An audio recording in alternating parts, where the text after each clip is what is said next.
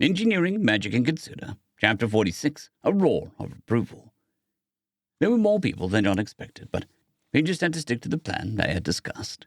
He had to say a few words and then step out before Yuki did a particularly gruesome trick to mollify the mob. At some point, the skies had turned ugly grey, and it started drizzling. The rain was thin, light, almost akin to a summer afternoon's, other than the bite it carried, like tiny little fangs scraping against his flesh. The heat had nearly been entirely sucked out of the day, like someone had flipped a switch.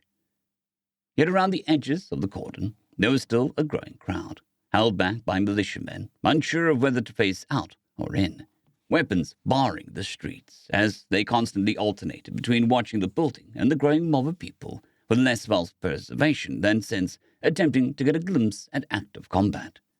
He could have sworn that they had set up further away, but, well, this would work as well enough. John was just happy that they were far enough away that nobody could throw rocks at their captive roof tax collectors. Say, speaking of... Well, that's a bit of a mess, isn't it? John half-whispered to the Kitsune at his side, standing before the door. Are you sure I have to address the crowd, too? I know that we discussed it earlier, but... It's probably for the best, sadly, she sighed, watching Rin run off, taking the role of their messenger. We can skip the part of the speech if you wish, but you should probably talk to your captors at the very least. They'll be too terrified to understand me. No matter how much he disliked the solution, it made sense, and he could not think of no better answer. He couldn't be too mad, though, given he was still riding the emotional high of having a functional Kiku detector. He waved it towards the distant crowd, the lack of clicks and balm to his tired, stressed mind. Right. I guess I better get on it, then, before Rin returns with an audience, commented John, unclipping the flying disc from his bag and setting it on the ground, turning it on and stepping onto it. Good luck, Yuki said, as he started to hover, and he responded with a smile and a quick nod before rising into the air.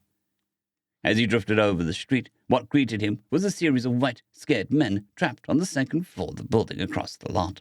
Water dripped off their forms, and a few of them were shivering. The clothing they had under their lacking armor was ill-suited for the weather at best. A few hardly wore anything under their protective shells. It was strange to think it probably would have helped them about as much as a sternly worded letter, if either he or Yuki were actually to want to harm them. It was sobering. John hadn't thought too much about what his tools could do to actual people before recent events, even if there were admittedly a few times in his darkest moments when they called to him like a siren. It was like seeing a perfectly normal machine in a factory or shop, then seeing the training videos designed to scar you into compliance. Afternoon, gentlemen, he greeted. It's a shame we didn't meet in better circumstances, he lied. He was sure that anyone who stayed in this line of work would be unpleasant at the best of times. Lady Yuki will be personally handling your interrogations later. But for now, I have some things to go over with you.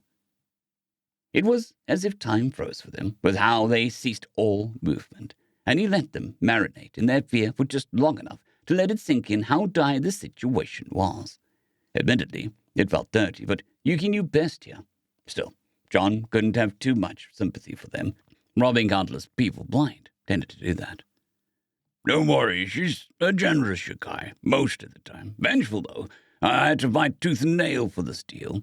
John lied again, shaking his head.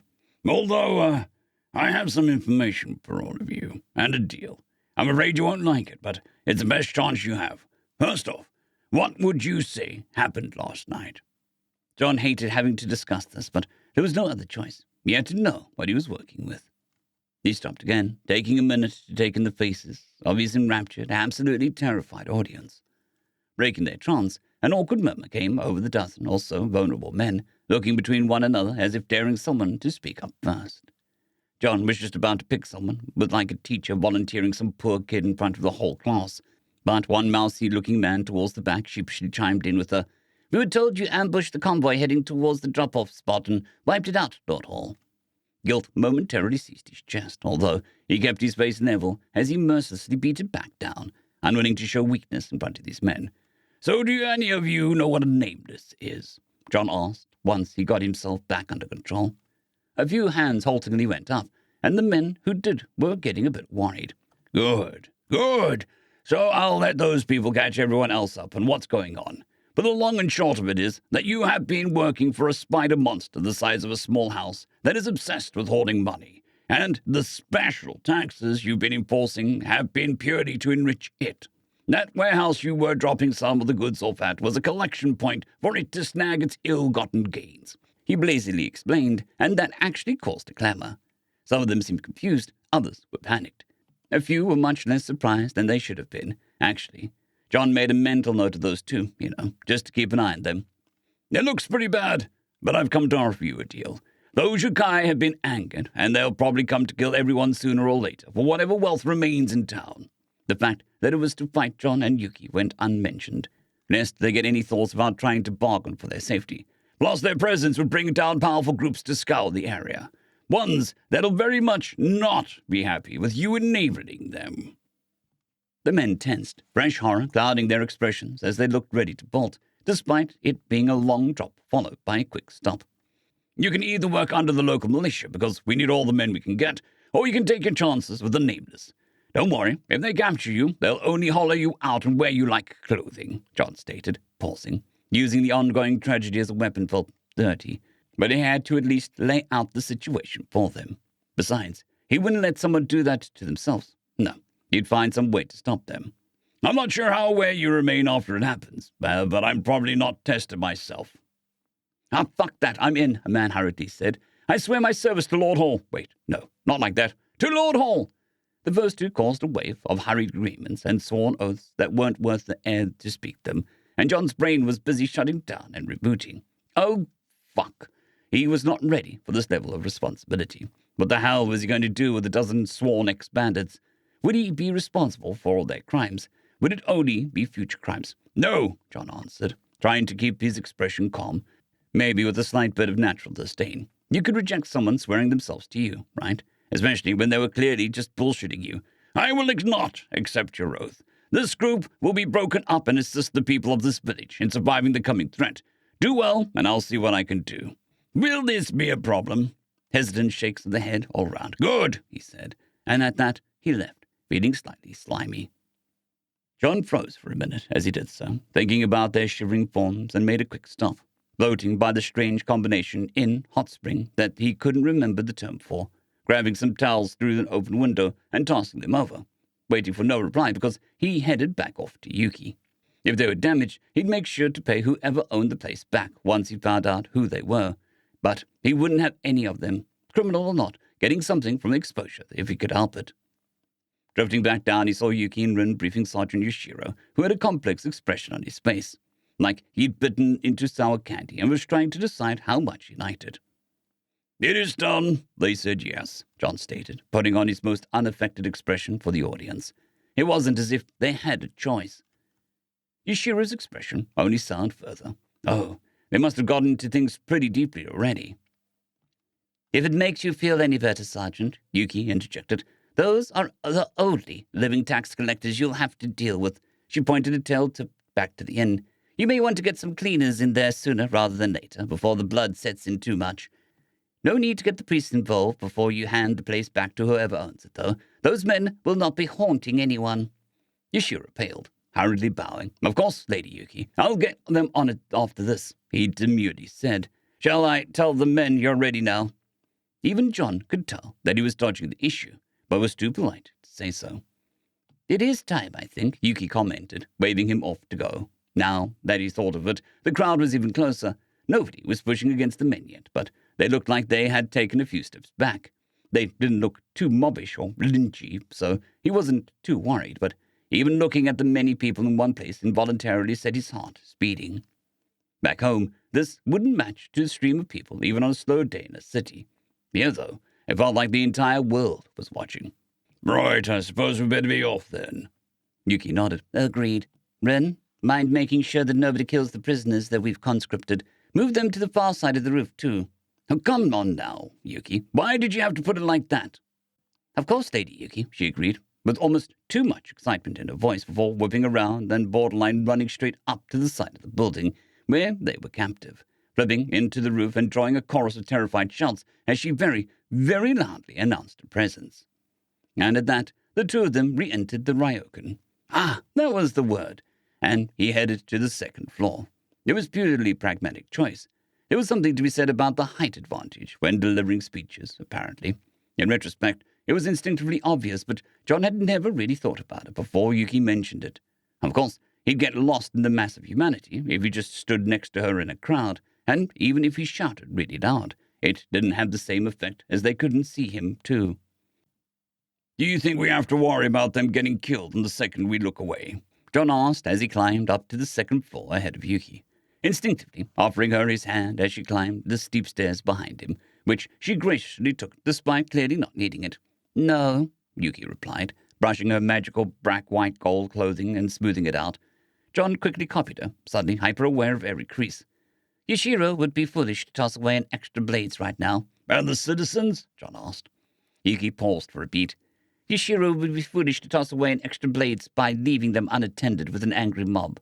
Besides, what I have planned will be plenty to modify them." "Right. That." "Will you be fine to speak?" Yuki asked, and John hesitantly nodded.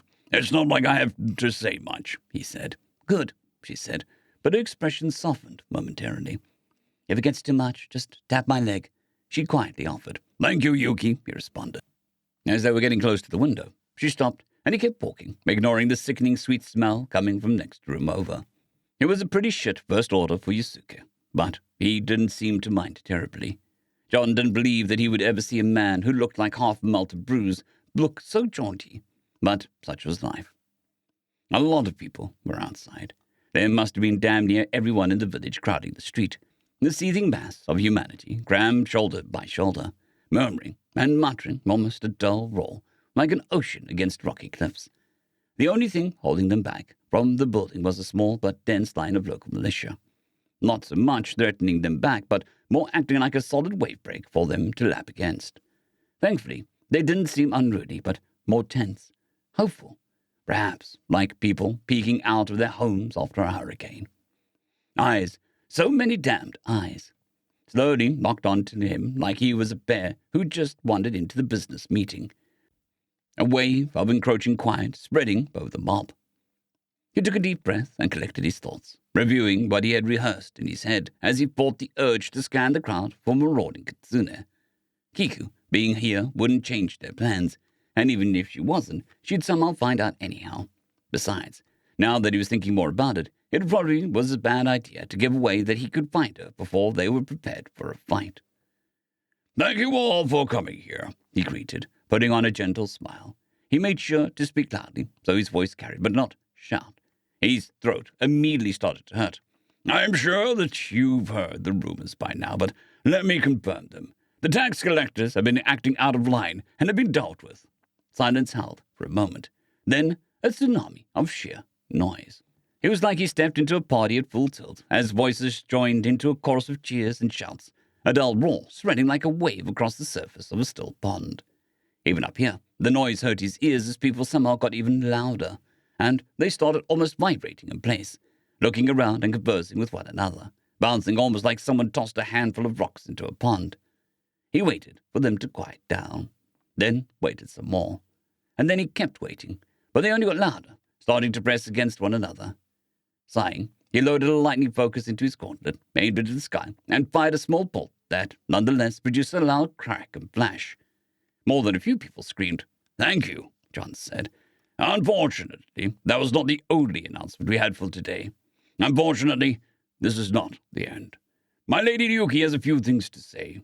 And John turned, bowing deeply to Yuki, who wasn't visible to the people on the street from the vantage point, and stepping aside. "Thank you, Lord Hall," she said, voice regal, confident, and forceful as she took the stage, tails fanning out behind her. He couldn't see the people on the street anymore, but he could hear that it was as still as the grave. "People of Broadstream, do you remember the old accords, the grand bargain? It has been many a long millennia since it was struck, since the days when the gods up high decreed that the Yokai mortals would be forever apart. For your devotion, protection from the worst of us, for your sacrifices, the blood of animal spirits in your veins," she spoke, her voice casting, echoing. John's heart caught in his throat. He had heard of the term before, but to listen to it defined. Things started to click about why people had animal features and mild magical powers, suddenly mentally linking it to Rin's draconic features. You may have guessed, but why Kitsune, a messenger of the gods themselves, is speaking to you right now, is that this deal was violated. Monsters stalk your woods that wish to violate the natural order. These tax collectors worked not on behalf of your empress, but for them. As she spoke longer, her tone became more energetic and angry, like a raging inferno bubbling under her skin. I say no more. I'll make things right. I'll see each and every one of them dead, corpse bleached under the sunlight. She borderline screamed to the ground, frantic energy starting to build amongst the people once more. It was subtle, almost invisible, but John could feel it too.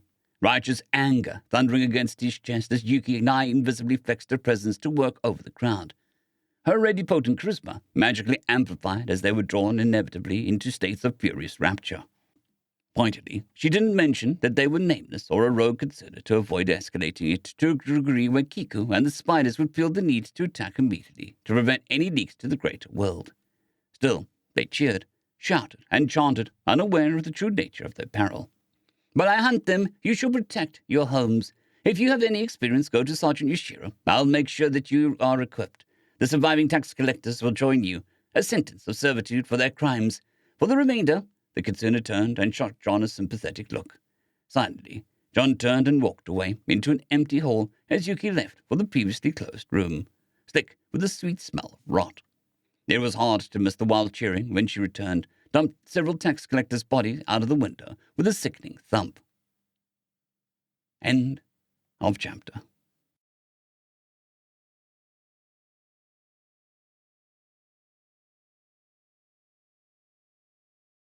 I'd greatly like to thank our Tier 5 channel members, Casper Arnholt, John Creighton, Manatharia, 050, Dragzoon WRE, and Elijah Silvercross. Thank you very much.